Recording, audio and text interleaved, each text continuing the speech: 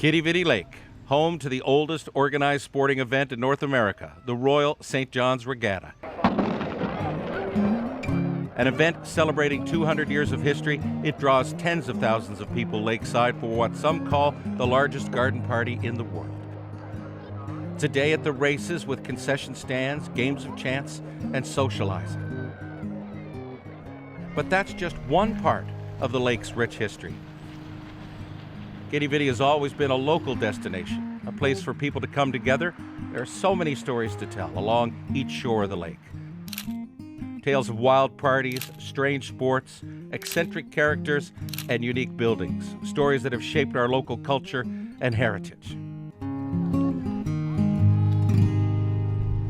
I'm Larry Dowie. I'm the Director of Programming and Public Engagement at The Rooms. So we're here today in the White Hills because there's so many stories about this place that can be told from this perspective.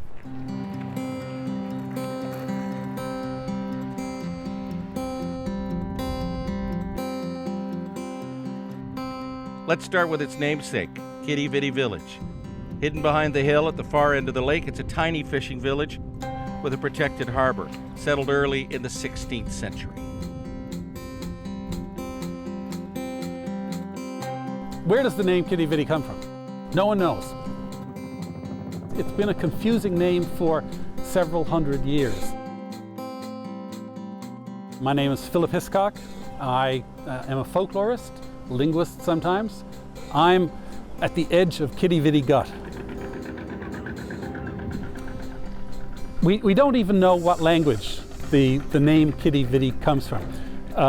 When people see it written down on a sign, they say, oh, that must be French. Other people have claimed that it comes from Italian, Quidi Vidi, a Portuguese one. Other people have claimed that it comes from Latin. All of these have been claimed to say either, what a beautiful sight, or here is a divide for the land. Now, the place is normally called Quidi Vidi today and has been for a long time. We look at the maps going back in the beginning of the 18th century. It's spelled K-I-T-T-Y-V-I-T-T-Y. Most people don't pronounce it as T's today, they pronounce it as D's, Quidi Vidi. Quidi Vidi is one way to say it, but you might hear other people say Quidi Vidi, a pronunciation that became popular about 100 years ago. It was mostly associated with people who lived on what we now call, most people call it Quidi Vidi Road, which is the road that goes from Signal Hill over to Forest Road. But also with a claim that it went back to John Guy, and that this was the spot where Kirk's colony, based down on the southern shore, and Guy's colony, based over in Conception Bay, divided. So it was the Guy Divide. So people then said, oh, Quidi Vidi, Guy Divide, right, of course. But I've heard people say that people who live in this area will sometimes avoid the name altogether, and they'll simply call it the village.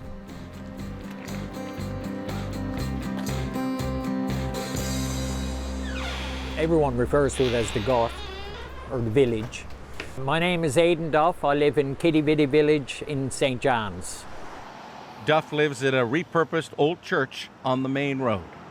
It was in the 60s, and the church was no longer in use, and the Anglican Church was going to tear it down.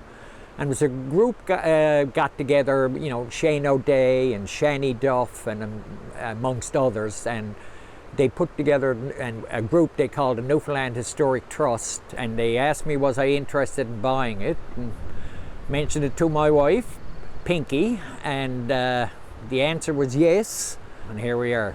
That act of saving the church marked the beginning of the heritage movement in Newfoundland and Labrador, and for the Duffs, it was a labor of love. It was pretty well 100%, outside, inside, plumbing, electrical. But Duff says it was fun, and there's no other place like it. Probably the most unique original feature is the inscription on the arch here. It's Holy, Holy, Holy, Lord God of Hosts. And we didn't know it was there till we took the plywood off and found it. And of course, naturally, we kept it. And my wife got up on a scaffold and spent, well, you're up there a week. We, with an artist brush, painting around the gold letterings. And the hooks that you saw up above, they hold the two ends of the building in. Oh, the ceiling is still here. I'm pretty sure it's original. Someone told me that the Americans put that up. But when they were blasting over here, they put a few rocks through the roof, and to compensate, they fixed the roof and put a new ceiling in. I don't know if it's true or not. It's a good story, though. Saving the old church wasn't the first act of preserving heritage space in Quidi Vidi. In 1894, 2 years after the Great Fire ravaged downtown St. John's, a letter to the editor was published in a local newspaper, similar to one you might see today. Complaints about not having a development plan for the area and some shoddy structures being built around the lake. Word gets out that in many of these structures, these shelters, these ill-built houses, they're actually selling booze, illicit sales, and so they become known as shebeens, the Irish term. And so there would have been lots of complaints about shebeens and drinking down around the lake. And he ends off the letter by saying, you know, everything has gone to hell in a handbasket, you know, start thinking about that beautiful lake. The next thing you know, what's going to happen down there? There's going to be a slaughterhouse. And of course, if you go around the lake nowadays, there is a chicken slaughterhouse down there. Those concerns about development continued into the early 1900s. Prime Minister Edward Morris started hearing that farmers around the lake were being approached by private developers to sell their land for a new subdivision, the area from the head of the lake along the boulevard. He realized if these people sold this property to private individuals or to a corporation, and then the people of the town would not have access to the lake.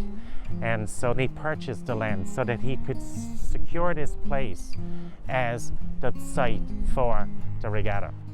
It was that gesture that has kept development at bay around the lake, keeping Quidi Vidi as a place to be enjoyed by future generations.